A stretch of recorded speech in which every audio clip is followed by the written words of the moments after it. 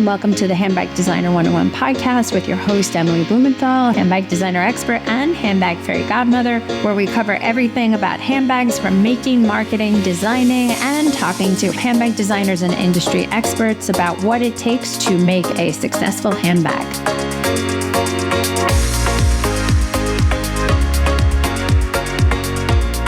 Welcome, my sweet Darnell Gress, to Handbag Designer 101, the podcast. Darnell, you are a TV and fashion stylist, costume designer. I defer to you to pretty much everything that's going on TV because I just assume you style every good thing I see on TV. So I believe that to be true, and I'm sticking with it. Well, thank you for having me. This is such an honor. So, oh my God. Thank you. So we go way back to when we were mere toddlers, and you were styling on MTV 100 years ago. Oh my gosh. When people cared MTV. That was 150 years ago, and definitely makes me feel old when I think about the good old TRL days and being in Times Square and dressing Carson or styling Carson. Crazy. So that was a while ago. Oh my God. So how many years were you doing that? How did you fall into this job that so many of my students are like, I would kill for this? Well, it's interesting. I was definitely one of those kids. We're getting back to junior high, high school, where when people said, what do you want to do when you grow up? And people are like, I want to be a dancer. I want to be a doctor. And my thing was, I want to dress people on television. So that really was it was very focused, very calculated. And it stemmed from just the love of styling people, which truly, I think every good stylist will say, they started with dressing their mom or their dad or their friends back when they were younger. That joy of working out somebody's style. And I my mother worked with her, but also all of her clients started. Yeah, my mom was the OG client, but also her friends. She would take me, literally I'd be 13 or 14 years old. And my mom would take me and her friends to the mall so that I could help style them and create their wardrobe. And it really was about creating style, not just putting on the nicest little outfit. The thing about dressing people on television, there's a specific story to that, which I won't go into detail, but I saw a behind the scenes video clip on that show, Entertainment Tonight. I don't know if you remember, and they did a tour of a wardrobe department of a TV show. And it was all about dressing the characters. And I was sitting next to my dad and I was like, I want to do that. So that's where the idea of dressing people on television came about. But really, my love is styling. And actually, over the years, I've grown an array of personal clients that don't even step foot in front of the TV. So that's really how it started. And then in terms of starting in television, specifically, I had an internship at VH1. And my boss at VH1 ended up, after my internship was over, about a year later, she left VH1 and went over to MTV, Susan. And Susan ended up calling me within a week or so of her starting and saying, I need to staff this department. And that's how it started for me at MTV. Wow. So you were like an OG of an OG. Yeah, you could say. Wow. How many years were you there? I think I was there for about just shy of 3 years. There was a period of time where I thought in my own, personal goals and what I was thinking about in the future, I had started to think about, I think I'm ready to move out of this and move into either another TV show or working with more personal clients. And then 9/11 happened. And so that did not happen. I thank the good Lord above that I'm ready to leave before that happened, because as we all know, the world collapsed and there were literally celebrity stylists who had come through the studio at MTV prior to that, who I'd become friends with, that dressed all the celebrities. And they were calling me, asking me if there was any jobs at MTV because there was just literally no work. So I was so grateful. I feel like that was God protecting me, because I literally was at a point where I thought I was going to not walk away on bad terms, but just say, I need to move on. Next. And I didn't. Yeah. And so I stayed there probably about actually, my very last day at MTV was a year later on 9/11, the year after. I remember sitting in the office. It was creepy and it was very late at night because I was cleaning out my office. I continued to work with MTV in that department for years afterwards because I left on good terms. It wasn't about I hated the job. I mean, the job was the most nutty job, I think, to date that I've ever had. The hours were crazy. But yeah, I left on good terms, and I continued to work on VMAs with them. And I did a House of Style with them years later. I think that was the last. They relaunched it one time. I remember. Probably, I don't even know, like 10 years ago, I did that. So yeah, I was there for a while. So, I mean, I think one of the immediate key takeaways, and I think this also speaks to why you and I are still friends, is that you're just such a stand-up individual and such a hard worker. But I think, like anything, recognizing the value of relationships and keeping those relationships and being nice to everyone and being respectful to everyone and always realizing you're never above anyone, doesn't matter where. And even the most difficult of clients, to smile through that and realize what they're going through isn't something personal to me. And that's, in my opinion, that's the key to your success, because other than being insanely good at what you do, you're just a good person. And I've always loved that about you. Just saying. You know, in keeping with that, I really do believe, you know, sometimes success isn't about the person having the best outcome, meaning the bag. For example, some of the best bags that are the most successful are not the greatest bags out there, but there's something else that is leading that success, whether it's their marketing, whether it's gone viral on TikTok or whatever the case may be. Right. But like, there's so many factors that play into why somebody is successful. And I also have to say, I truly believe success is not based on your resume or based on finances. I do believe it's based on feelings. And so connection. I think it's so important as a handbag designer, as a stylist, as anybody. The measure of success, comparing yourself is you're always going to fall short if you're comparing yourself to anybody. But success is really figuring out what you truly want and pursuing it. And to me, the success is taking action to pursue it. And it goes back to, like, I didn't give up. I mean, I really pounded the pavement really early on in my career. There's one story that I won't get into really early on, and it happened to be with how I got into MTV with the boss that I had. There was a little hiccup in the way years prior to that, but I stayed in good relationship with everybody. I didn't talk poorly about anybody because you never know what somebody's going to say when you're not in the room. And so it doesn't help. You know, it's like, I always want to show good faith no matter what. You know, I mean, wrong is wrong, but I still, like, it doesn't serve me to talk about the bad. What I want to do is move forward and learn from any experience that wasn't so great or painful. And so, success to me, it's really based on a feeling. So I want to just get into, because we could literally talk, you know, until the sun goes up and down. And I apologize for using the word that I've told my kids not to overuse. I think I've said literally about 7 times already. So that's ding. It's definitely an abused word. But I want to talk a little bit about what you do now and the shows you've worked on, then get into how you work with your personal clients, and all this going back to handbags, obviously. But, you know, you style and have styled a lot of, and were costume dressed, a lot of incredible shows, a lot of incredible people. TV, you don't usually need handbags or pull handbags, but I know they're needed in some shape or form. And also how you work with your personal clients in terms of pulling bags, and how to guide them from them desiring labels and trying to convince them to try something new. So can you just jump right into all that good stuff? So that was a lot of a question. I'm good for it.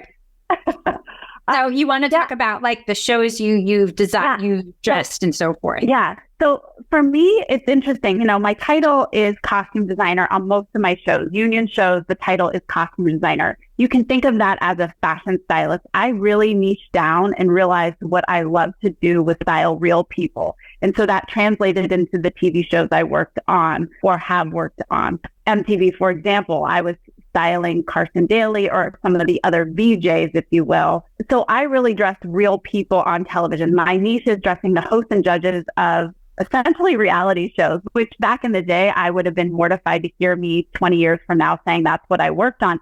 No longer am I embarrassed about that because, for example, most recently, you know, I'm the costume designer for Project Runway, which is the hosts and judges of the shows. I don't always on all of my shows dress head to toe every single person on the show, but I coordinate the entire department. And for this last season that just aired, the 20th season, I worked with Nina Garcia on her outfits, for the entire season. Wow. What an honor, the editor-in-chief of Elle magazine. In terms of bags, it's interesting. And I don't remember if this is how we met, but for me, it's rare that I use a bag on a TV show because, as you can imagine, the host of Top Chef is not holding a bag while she's in the kitchen. And same for Nina when she's sitting in the chair watching a runway show.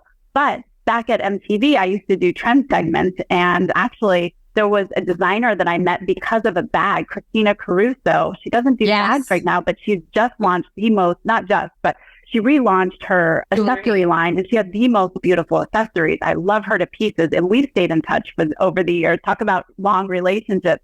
But the way that we got to know each other is her items were featured on Sex and the City. She saw me on TV and on MTV doing a trend segment and reached out to me.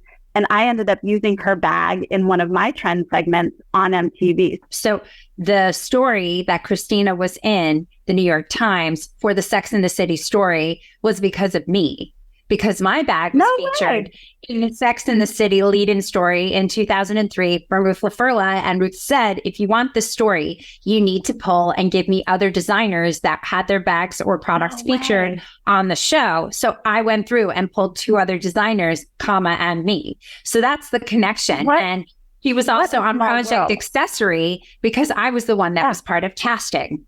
Oh, I didn't know you were part of casting for that. But I mean, Christina and I go so far back to the time when you and I go back. I mean, the connections in the industry are, when you start to connect the dots, it's a very small, it feels big, but if you move to New York City and you start to work in the industry, you start to see how small it is and how valuable it is to stay in contact with everybody. And to be nice to everyone.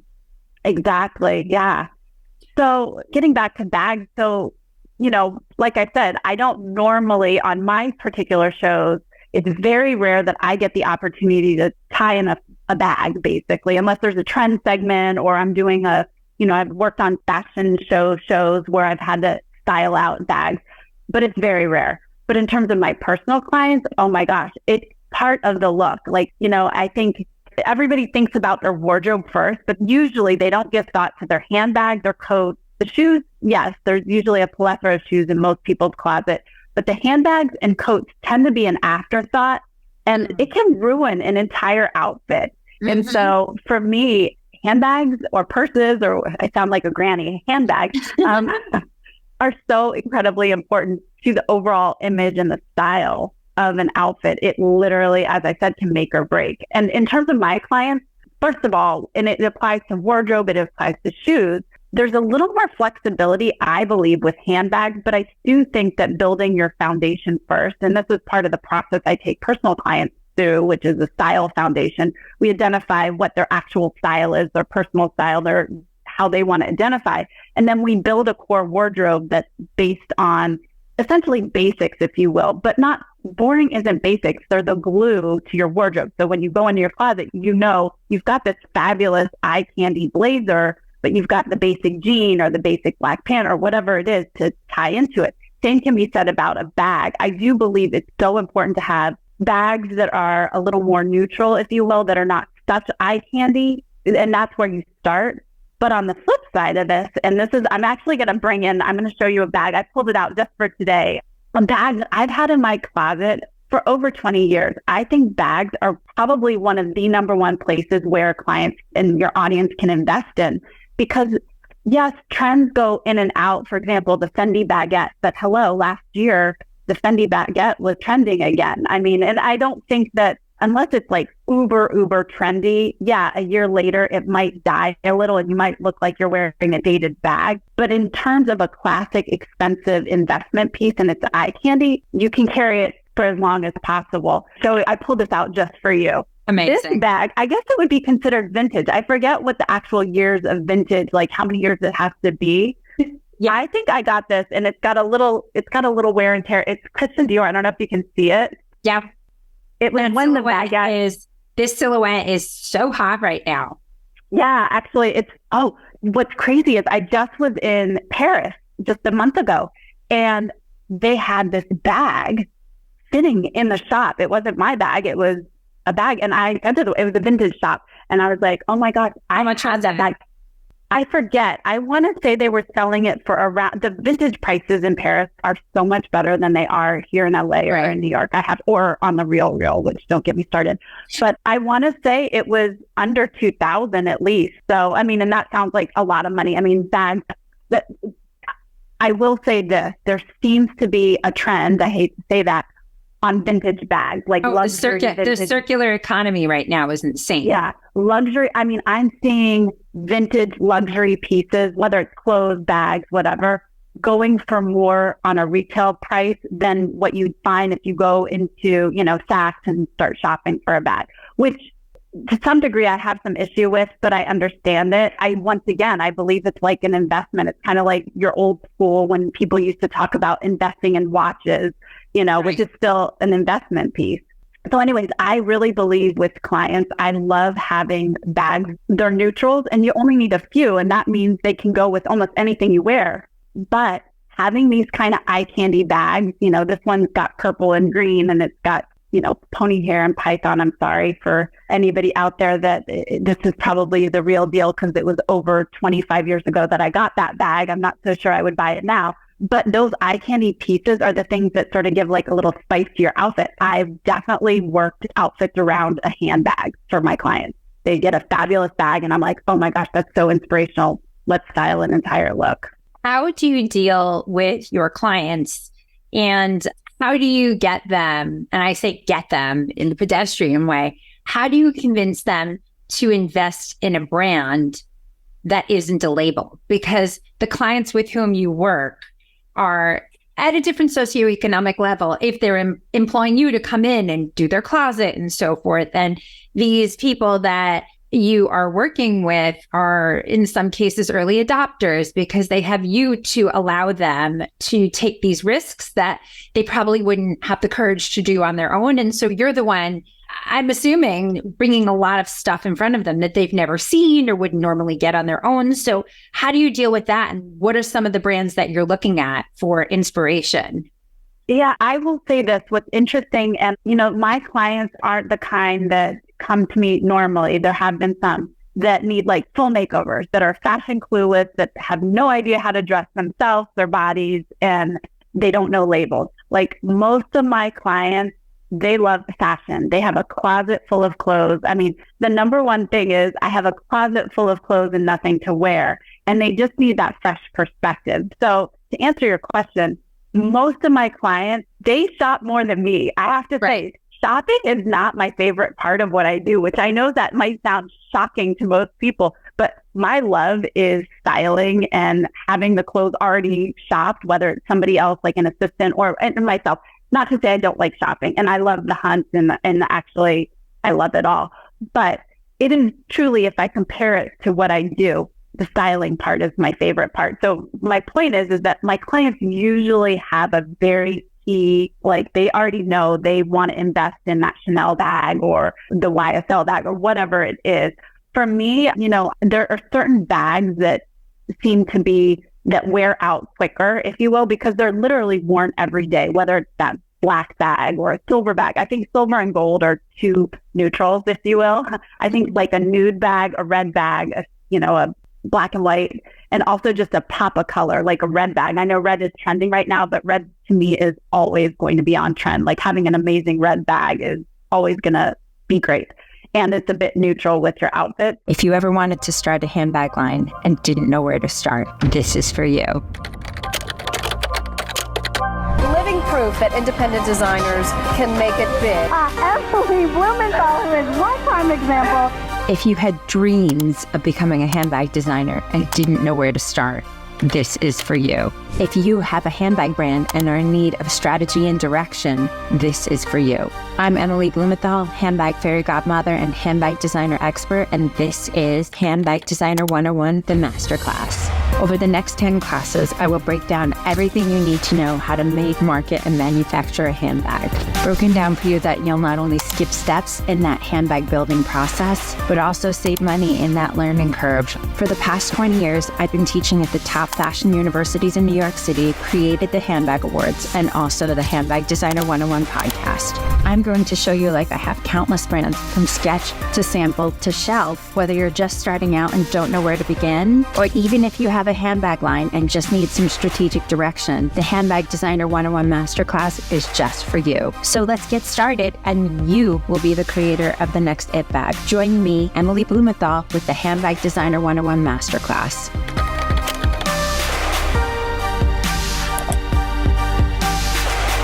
But with those outfits or with those bags, I tend to gravitate unless, and the truth is my one-on-one clients, yes, they do have resources probably different than some of the people that don't work one-on-one with me at that high scale level. They can invest in higher price points, but I love bags. Like I still love a Furla bag. I still love bags that are great design. And I say basic, and I don't mean boring, but just are neutrals and they're not so trendy. Also, the other thing that I have found that is so important because my clients, this is one thing that I have to educate clients on. I ask them to put the bag on their shoulder with their coats on. So many times I have clients that have a closet full of amazing bags and they never wear them. And I already know why. But usually if it's a New Yorker, you're wearing a coat, 3/4 of the year, and you need to be able to put that bag over your shoulder comfortably. Also, it can't be heavy. It's interesting. I actually got a call from my mom a few days ago about asking me, I had given her a gift for years ago for the holidays. It was a purse, and it was a designer purse, Coach. It wasn't too high end, but a nice label. And I'd actually gotten it at a sample sale. So I do remember it was still pricey at the sample sale because it was a one-off kind of piece. It wasn't something that was in the regular line in the store. It's this beautiful hunter green with white stitching, but it is a big bag and it's got a strap. It does sit over her shoulders, although a little snug with the coat.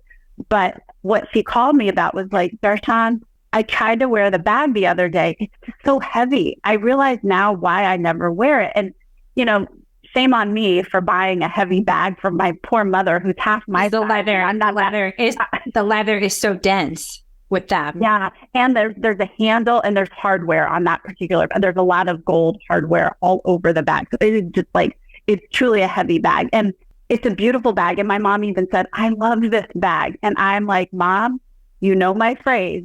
It's okay to love something and leave it, meaning get it out of your closet if you're not wearing it. And it was so cute because she asked my permission because it was a gift from me. And I was like, if you're not wearing it, get rid of it. So functionality is really important, I think, even if it's like an eye candy bag. I think it's kind of crazy how, those trends where you get a bag that's like this, super teeny and you can't put your phone or let alone a credit card in it. That's great for on the runway. It's great if you're going to walk Fashion Week and you're a fashion editor.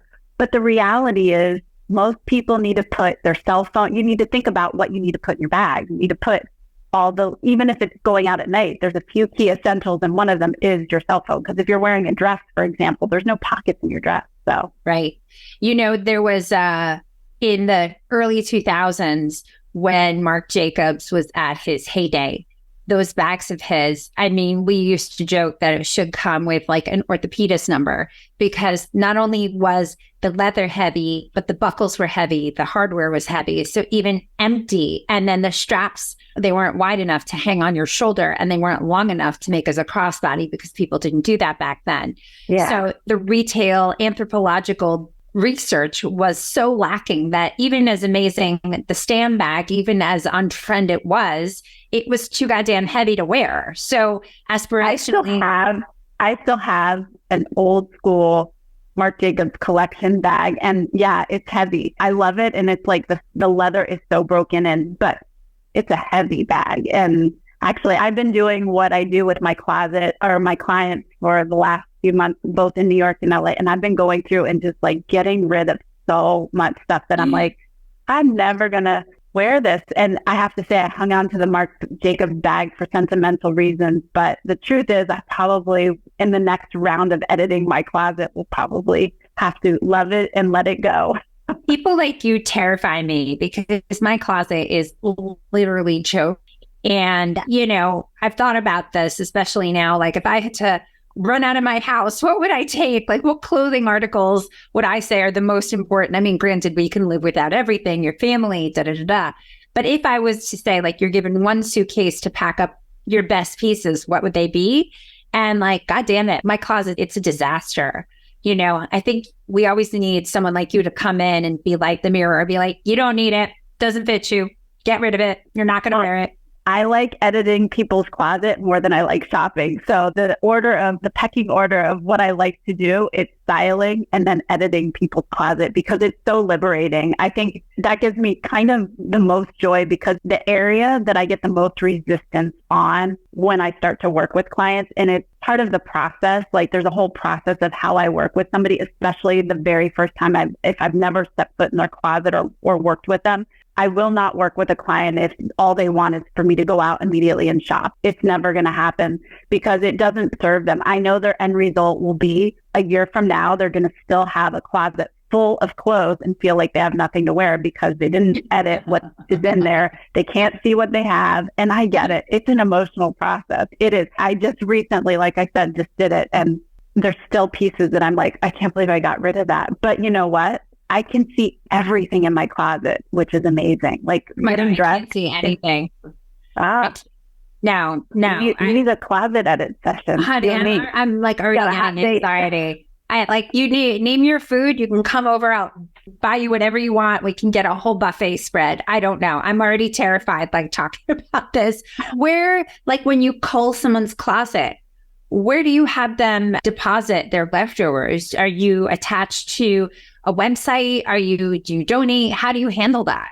Each person is different. A lot of my clients do have higher end price point pieces. So just because somebody's getting rid of something doesn't mean that it's shredded. It's that ratty sweatshirt from college. A lot of times it's actually pieces that we both love. Like, I'm like, I love that blazer, but you just simply are never going to wear this again, especially after COVID. There's so many things that a lot of us, like the transition is massive. And maybe one day you will wear it, but for now, it's got to go. So the places that I usually, obviously Goodwill is where it's probably the number one place that I drop off things, but I have recently been researching other places and I don't want to publicly talk about them because I haven't used them yet, but I am looking at places where we can drop off fabric. So even if it's like t-shirts drop off what? Fabric. Oh, fabric. Yeah. Can be recycled and for a more sustainable thing, because I don't like the idea of just throwing things away is really hard. I think it's emotionally hard. And I also think it's filling up our landfills. And the same with Goodwill. Not everything actually,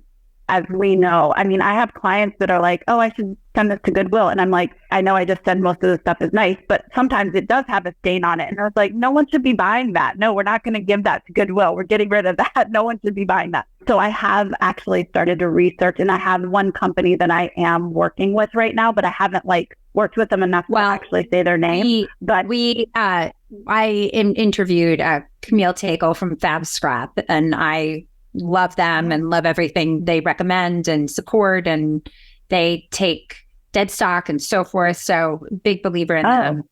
I'll have to get that info after this. Yeah, I'm really, there was some place that I worked with before the pandemic, and they did the recycling of everything. After the pandemic, they shut down. Like, I can't find them. I don't, it wasn't like a building or an office. And so that's why more recently I've had to research newer places, because I'm like, I don't know where to take any of this stuff. As long as we're on this topic, let's just go back to the buying process. When you are looking for inspiration and to shop for your clients, and obviously this is about knowing them and understanding them, are you shopping at the places where they would only buy, or do you go to flea markets? Do you go to thrift stores? Do you look for some key items and pieces? Like, where are you looking for inspiration or newness and innovation? Yeah, I love vintage shopping. I mean, and it's interesting. I have one particular client that actually is quoted in her book as not liking vintage. And I think she was more referring to furniture as opposed to clothes. But I know her philosophy when we first started working together, because she equated it with not so much yucky, but like it didn't feel right to her. And she's like starting to... I've heard people call it like ABC gum, like already been chewed. So a lot of people look at used clothes that way. And also, let's be real. Shopping vintage is equivalent to shopping at an outlet. It's needle in the haystack. You cannot go into a vintage store with the same itemized list that you would going into 𝐉𝐨𝐬𝐧, as I call it, or but because it's hit or miss, basically. So I love shopping vintage, but it's really rare that I actually shop vintage for my clients, because usually with my clients, it's a very, as I keep saying, there's a process. I know exactly what I'm looking for. Now, it's not exact, like the exact label or the exact, but I know in terms of the basic pieces what I'm looking for. And then in terms of eye candy pieces, if you will, like those standout pieces, I know what colors they're needing and everything. And that's really hard to do in a vintage place. A lot of times if I see something while I'm in a vintage store, I'll take a picture and I can send that to a VIP client and be like, hey, I just saw this. This is perfect for you. And, because they're at that VIP level, we'll work that way. But it's very rare because it's not efficient for my time and their time, basically. Also, vintage stores... Go ahead. Oh, I was just going to say, the other issue with it is most vintage stores don't have a return policy. I'll be perfectly honest. You can't buy it, show it to your client, and then return it. There are some stores that do out on memo consignment, but they kind of, especially here in LA, they treat it more like a pull for TV show, which personal clients don't have a budget where they can pay for 20% of what you're pulling, even if they don't keep anything, whereas a TV show has a budget. So it's a little more complex. And I wish, I actually have a friend who is the queen of vintage, and she is the quirkiest, coolest, down-to-earth person I've ever met. And I've actually started to lean on her to see where I can start to work more with vintage places, but it is challenging. It takes a lot more time and effort on my behalf, which I don't mind doing, but that has to factor into the equation of when I'm working with somebody. Okay, last two questions to wrap up.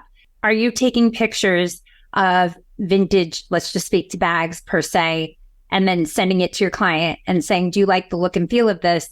Let's go find a bag that is of its likeness. And if a new designer wants to get their bag into the hands of someone like you, what can they do to get noticed? So first question, it's interesting. There's a monthly vintage show here in LA called Pickwick, and it's got multiple vendors. Some of them are freestanding stores that come and do a little pop-up. Some of them they just come and go to these vintage shows. Handbags are the number one thing that I take pictures of and send to clients, because a bag fits, you know what I mean? Vintage clothing, it's really hard to make sure that it's going to fit really well. It's harder, So bags are the easiest thing. And in terms of shopping vintage, jewelry and bags are the number one, and scarves. I love getting scarves at vintage places. But bags, yes, I 100% take pictures.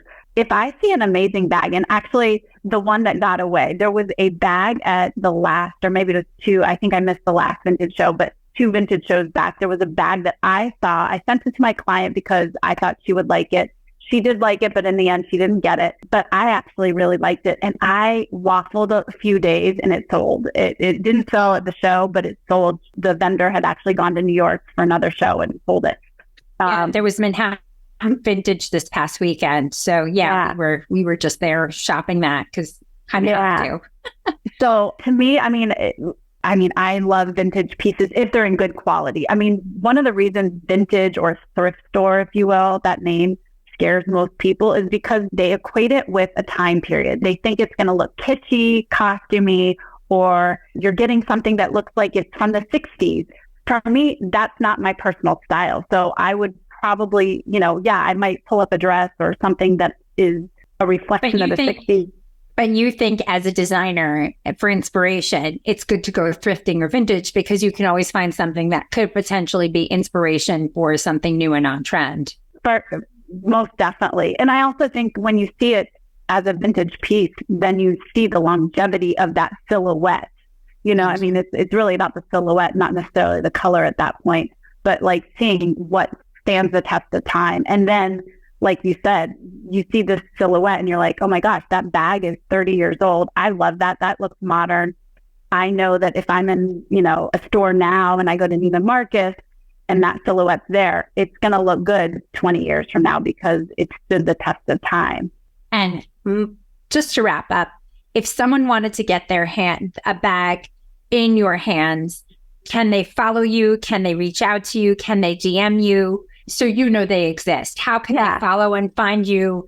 So if we have any incredible bag designers out there to say, I'd love to get my bag on your clients, or for your next show that you might need to pull style design that may require bags, how can they find you to do so?